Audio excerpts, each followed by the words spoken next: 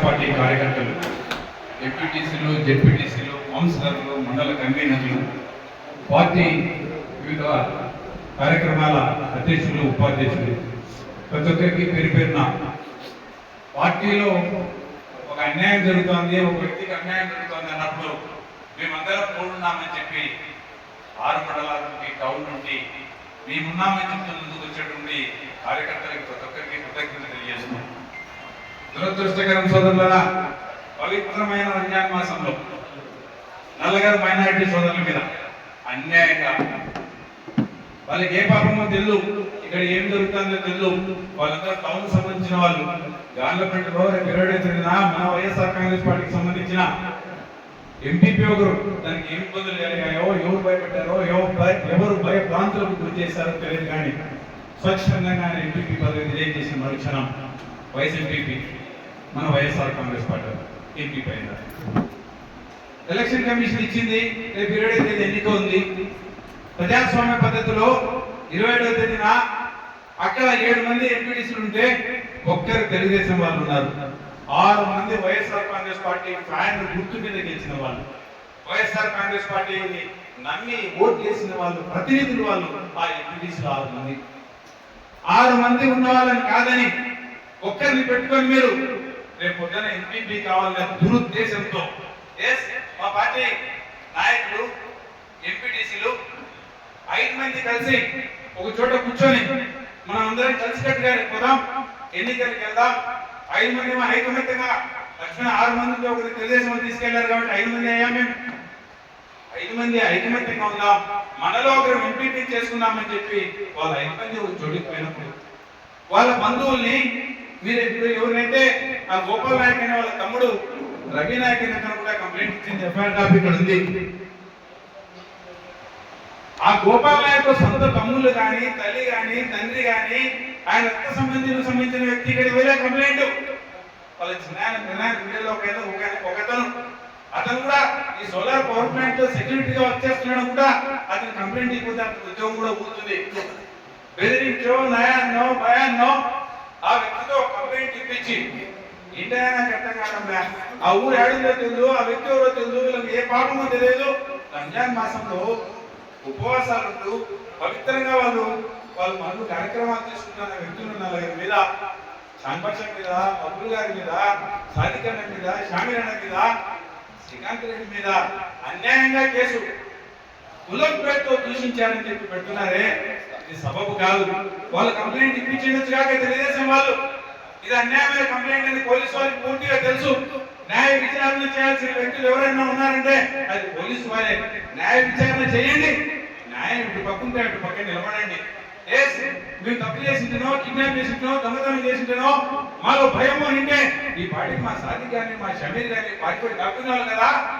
లేదే ఇక్కడికి వచ్చి ప్రెస్ మీట్ పెట్టి బహిరంగంగా చెప్తున్నాం, మేమేమో ఏ తప్పు చేయలేదు, మీరు మా మీద కేసు బనాయించినారు, ఇప్పుడు మీరు రమ్మన్నారు 10:30కో 11 మేము నడిచి మీ దగ్గరికి వస్తాం, స్టేషన్కి వస్తాం, మీరు తప్పు చేస్తే మమ్మల్ని కస్టడీలోకి తీసుకోండి, జైల్లో పెట్టండి.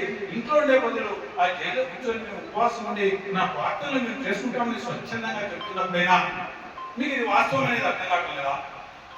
అవును, మీరు ఎవరినైతే కిడ్నాప్ చేశారన్నారో ఆ కిడ్నాప్ కాబడిన వ్యక్తి తన 2 బిడ్డలు ఎత్తుకొని, తన భార్యను పక్కన పెట్టుకొని మమ్మల్ని ఎవరు కిడ్నాప్ చేయలేదు, మా బిడ్డ బాగాలేకపోతే చూపించుకోవడానికి మేము వచ్చినాం, రేపు 27వ తేదీ జరిగే ఎన్నికకు మేము రాబోతున్నాము, మమ్మల్ని ఎవరు కిడ్నాప్ చేయలేదని వాళ్ళు వీడియో పెట్టారు కదా, పేపర్లో కూడా వచ్చింది కదా, అందరూ చూసినాం కదా.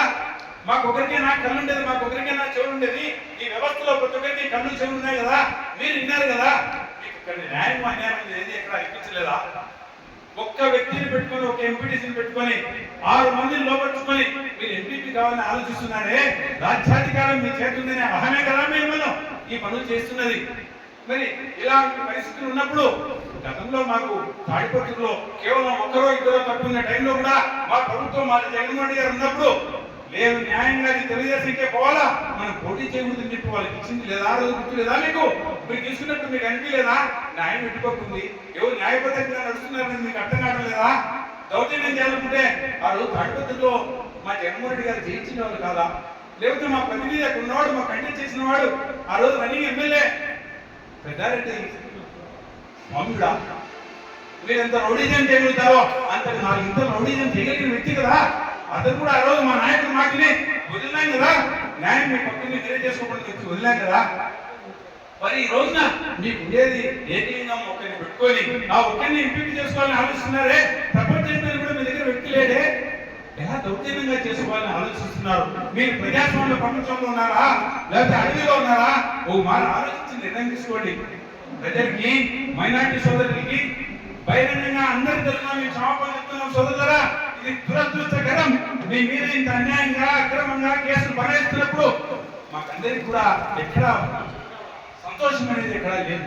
బాధ మైనారిటీ సోదరుల మీద, ఏ పాపము పుణ్యం తెలియని వ్యక్తి మీద ఉపవాసం ఉన్నప్పుడు పవిత్రంగా ఉన్న ఈ మాసాన్ని అందరం కలిసి పండుగని మీరు మేము కలిపి నేను చూసాను. మేము పేరు తాగేటప్పుడు నా మైనారిటీ సోదరులు దారి పొడవు నా మజ్జిగ పెట్టేవాడు, భోజనాలు పెట్టేవాడు, టిఫిన్ పెట్టేవాడు.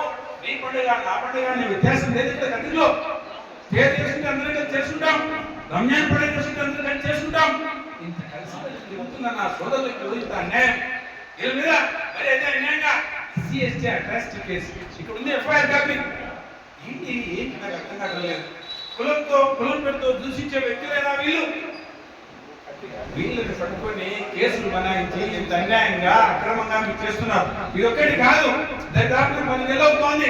ఈ పొద్దుకి 15-16 కేసులు మా వైఎస్ఆర్ కాంగ్రెస్ పార్టీ కార్యకర్తల మీద పెట్టి ఆల్రెడీ జైలుకి పంపించారు. మా వాళ్ళు జైలుతో అనుభవించారు, బెయిల్ తీసుకున్నారు, మళ్ళీ బయటకు వచ్చినారు. ఎక్కడే కానీ కాంట్రాక్ట్ సభ్యులకు కానీ ఉర్దూ ఊపులకు కానీ ఎవడు భయపడే పాపని పోలే. భయపడింటే ఈరోజు ఈ నాయకుడికి అండగా ఇంతమంది కార్యకర్తలు వచ్చి మేము మీకు అండగా ఉంటామని చెప్పే ప్రసక్తి ఉన్నది ఇక్కడ. ఇప్పుడు కూడా మేము భయపడ్డా వస్తాం, మీరు ఇచ్చిన టైం స్టేషన్కి వస్తాం, మీరు మాకు కస్టడీలోకి తీసుకోండి, జైల్లో పెడతారా మేము పెట్టుకోండి చెప్పి ధైర్యంగా చెప్తున్న పరిస్థితి వైఎస్ఆర్ కాంగ్రెస్ పార్టీ కార్యకర్తల మనోధైర్యాన్ని మీరు మాకు గమనించమని. కార్యకర్తలారా ఎక్కడ భయపడద్దండి, జరగద్దండి కూడా. రాష్ట్ర పుస్తకం పెడితే మన మీద కేసులు పెడతారు, నిర్బంధంలో పెడతారు, జైల్లో పెడతారు. జైలుకు మనకి ఇంటికి తేడా లేదు. నేను పదే చెప్తూనే ఉంటా, మన ఇంట్లో పడుకుంటుంది సాపుతుంది, తేడా లేదు. కేవలం మీరు ధైర్యంగా నేను ఏ తప్పు చేయలేదు గుండెల మీద చేసుకొని ధైర్యంగా మీరు జైల్లో ఉండండి. మనకి లీగల్ సెల్ ఒకటి జగన్మోహన్ రెడ్డి గారు అపాయింట్ చేశారు. ఆ లీగల్ సెల్ వాళ్ళు వచ్చి మీకు బెయిల్ అప్లై చేసి బెయిల్ అత్యంత తొందరగా తీసుకెళ్తే కార్యక్రమం చేస్తామని చెప్తూ ఇలాంటి తాటాకు చెప్పులకు ఉత ఊపులకు భయపడమని సంకేతం ఇస్తూ మేము సిద్ధంగా ఉన్నాం. మేము చెప్పిన మాట ప్రకారం మీరు 11 రమ్మన్నారు. ఇప్పుడు మా నాయకులు తీసుకొని మీ స్టేషన్ దగ్గరికి వస్తాం, మీరు హ్యాండ్ చేసుకోండి, నిజాలు వాళ్ళు అడిగి తెలుసుకోండి. మీరు ఏ క్వశ్చన్ అడుగుతారో చెప్పండి, అన్ని క్వశ్చన్లకు సమాధానం చెప్తాం, మేము ఆన్సర్ చేస్తాం. న్యాయమో అన్యాయమో పోలీసు వ్యవస్థ ఎంక్వైరీ చేసి మమ్మల్ని కస్టడీలోకి తీసుకుంటారా లేకపోతే మమ్మల్ని ఎంక్వైరీ చేసిన తర్వాత నిర్ణయం తీసుకుంటాం మమ్మల్ని వదిలేస్తారా? నిర్ణయాన్ని మీకు వదిలిపెడతాం. ఎందుకంటే ఈ పద్ధతి కూడా మాకు చట్టాల మీద, కాన్స్టిట్యూషన్ మీద, పోలీస్ వ్యవస్థ మీద, అన్ని వ్యవస్థల మీద మాకు నమ్మకం ఉంది పూర్తిగా. మిమ్మల్ని కొంతమంది లోపరుచుకోవాలని, మిమ్మల్ని బెదిరించాలని మీ మీద ప్రెజర్ పెట్టో ఈ కార్యకలాపాలు చేస్తుంటారు. పోలీసులు మాకు ఎప్పుడు శత్రువులు కాదు. వ్యవస్థలో మీరు భాగం, లాంగాలను కంట్రోల్ చేయాల్సిన వ్యక్తులు మీరు వారి విశేషంతో ఆలోచించండి. ఈ ఊరు కాదు ఊళ్ళో ఉద్యోగం ఇస్తారు, ఈ స్టేషన్ కాదు ఇంకో స్టేషన్ వేస్తారు, పోలీస్ స్టేషన్ పంపిస్తారు, కానీ మిమ్మల్ని పోస్ట్ ఆఫీస్ మాత్రం పంపించాలని గుర్తుపెట్టుకోండి. ఆ ధైర్యంగా మీరు వర్క్ చేసినప్పుడు పోలీస్ వ్యవస్థ మాకు కొట్టింది అండగాని సామాన్యమైన పౌరుడు ఈ దేశంలో ధైర్యంతో న్యాయపక్షాన్ని మాట్లాడే పరిస్థితులు వస్తాయి. మీరు కాపు కాయాల్సినటువంటి పోలీసు వ్యవస్థ కనుక ఇలాంటి మోసపూరితమైన వ్యక్తుల యొక్క అడుగుజాడల్లో నడిచి వాళ్ళ అడుగులు ఎత్తి వాళ్ళ మాట విని చేస్తే కనుక ఈ చట్టాల మీద, పోలీసు వ్యవస్థ మీద, న్యాయ వ్యవస్థ మీద ఉన్న నమ్మకాన్ని ఈ దేశ పౌరుడు యువకుడు కోల్పోతాడని వీళ్ళకు నమ్మకం కలిగించాల్సింది, ధైర్యం తిప్పాల్సింది ఈ పోలీసు వ్యవస్థనే. కాబట్టి వ్యవస్థలో ఎవరికి లాఠీ ఇవ్వండి, ఎవరికి కర్ర ఇవ్వండి, ఎవరికి బెత్తం ఇవ్వండి, దండమైన కార్యక్రమాన్ని ఎవరికి లేదు పోలీసు వాళ్ళకి ఇచ్చినారు. ఆ దండాన్ని మీ చేతి లాఠీ రూపంలో మీరు దండించకపోతే మమ్మల్ని కాదు దండించాల్సింది. ఫాల్స్ కంప్లైంట్ ఇచ్చేటప్పుడు రేపు 7వ తేదీన మా కార్యకర్తలు వచ్చి రేపు 7వ తేదీన మా గోపాల్ నాయక్ వచ్చి నన్ను ఎవరు కిడ్నాప్ చేయలేదన్నప్పుడు ఏ విధంగా కేసు పెట్టామని చెప్పి రేపు స్టేషన్ లో కూర్చోబెట్టి దండించినప్పుడు ఆ లాఠీకి పని చెప్తే అప్పుడు పౌరులందరికీ ఒక నమ్మకం కలుగుతుంది. ఇది రా పోలీస్ వ్యవస్థ ఇలా నడుచుకోవాలి, రా పోలీస్ వ్యవస్థ అని ఒక రోల్ మాటలు వాడమని చెప్పి పోలీస్ వ్యవస్థ చెప్తూ మేము కేసులకు బెదరము. పొరపాటున వైఎస్ఆర్ కాంగ్రెస్ పార్టీ కార్యకర్తల మీద కేసులు పెడితే ప్రథమాలు భయపడతారని కూడా మీ అపోహ మాత్రమే. ఎవరైనా కేసులు బనాయించబడినప్పుడు మేమందరం తోడుంటామని వైఎస్ఆర్ కాంగ్రెస్ పార్టీ కార్యకర్తలకు అండగా చెప్తూ మాకు నిన్న రాత్రి మా జగన్మోహన్ రెడ్డి గారు కాన్స్టిట్యూన్సీ వచ్చారు. నిన్న వడగల్ల వాన పడింది, గాలి పడింది, కొన్ని వేల ఎకరాలు 100 ఎకరాల అరటి చెట్లు చిన్న చెట్లు పడిపోతే అది చూసేందుకు, అలానే ఒక ఆయన చనిపోతే చూసేందుకు వచ్చాడు. నేను 2 రోజులు అక్కడ ఉన్నాం. మాకు తెలిసినప్పుడు సాధికారులను పిలిపించారు, స్టేషన్ లో పెట్టారని చెప్పి వాళ్ళప్పుడు బయలుదేరి నైట్ కాలేజీలో చేరుకొని మళ్ళా కార్యకర్తలకు ధైర్యం చెప్పుకుంటూ ఇప్పుడు ఇక్కడ ప్రెస్ మీట్ పెట్టి మా మనోభావాల్ని మమ్మల్ని మీరు ఎంత ఇబ్బంది పెడుతున్నారు, మీరు ఏ విధంగా నడుచుకోవాలని ఇక్కడ బహిరంగ చెప్తూ తాటాకి చెప్పుల్లో పేపర్ సోదరా, నీ బెదిలో పేపర్ వాళ్ళ వైఎస్ఆర్ కాంగ్రెస్ పార్టీ లేదు కాదు, నువ్వు గెలిచింది 60,000 ఓట్లతో కాదు, కేవలం 6,000 ఓట్లు. అది కూడా 164 నియోజకవర్గాలు పెట్టే క్రమంలో 50,000 60,000 మెజార్టీ ఇచ్చిన ఊర్లు మొత్తం గుర్తుపెట్టుకో. కేవలం 6,000 ఓట్లతో అదృష్టంతో గెలిచిన వ్యక్తులు న్యాయంగా పోయేందుకు ప్రయత్నం చేయి. ముందే ఎడ్జ్లో ఉన్నావు, గోడవాట్లు ఉన్నావు. రేపు రాబోయే స్థానిక ఎన్నికల్లో నీకు దగ్గరికి మాన్యాలు ప్రజలు చూపిస్తారు. ఎందుకంటే ప్రజలు చాలా తెలివిగా చాలా స్మార్ట్ గా తయారైనారు. ఎప్పుడు బహిరంగంగా ఏమీ చెప్పడు.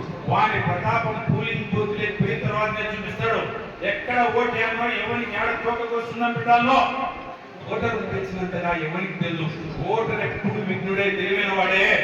అక్కడ నీకు సమాధానం చెప్తాను గుర్తుపెట్టుకొని, నీ గుండెల మీద చేసుకుని ఏది న్యాయమో అన్యాయమో ఆలోచించుకొని బొమ్మని చెప్తున్నా. నీ దౌర్జన్యాలకు ఎవరు బెదిరే వాళ్ళు లేదని తెలియజేసుకుంటూ ఈ సమస్యల్లో ఎల్లవేళలా మీకు అండగా మీ అండబడి ఉంటామని చెప్తూ అపరాత్రి కానీ అర్ధరాత్రి కానీ ఏ టైంలో అయినా ఫోన్ చేయని కార్యకర్తల మీ దగ్గరికి ఇళ్ళ దగ్గరికి సిద్ధంగా ఉన్నాము. మిమ్మల్ని పడకపోతే స్టేషన్ దగ్గరికి కూర్చునేదానికి కూడా మీకు సిద్ధంగా ఉన్నాము.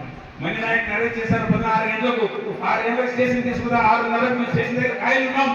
మా కార్యకర్తలు చూడగా మీరు అర్ధరాత్రి పడితే అరెస్ట్ చేసినా, తెల్లవారు చేసినా, మధ్యాహ్నం చేసినా మా కార్యకర్తలు వెంబడి పోలీసులు సబ్జెక్ట్ ఉండి లాయర్లను పెట్టి పేరు తీసుకొచ్చి మేమున్నాం నీకు అండగా అని చెప్పి ధైర్యం చెప్పడానికి అందరూ ఉన్నామని, మా మీద నమ్మకం ఉంచుకొని మీరందరూ ధైర్యంగా ఉండాలని చెప్పి రాబోయే రోజుల్లో పోరాటం చేయాల్సిన తరుణం ఇంకా 4 ఏళ్ళ నుండి వెయిట్ చేయమని చెప్పి ఈ 4 ఏళ్ళ రోజు పోరాడుతూ ఎన్నికల్లో ప్రతాపం చూపించి మళ్ళా రామరాజ్యాన్ని తీసుకొస్తామని ఆ జగన్మోహన్ రెడ్డి గారి రాజ్యం మళ్ళా రావాలని కోరుకుంటూ ఈ అవకాశం ఇచ్చిన పెద్దలకు కృతజ్ఞతలు తెలియజేసుకుంటూ సెలవు తీసుకుంటా ఉన్నాం.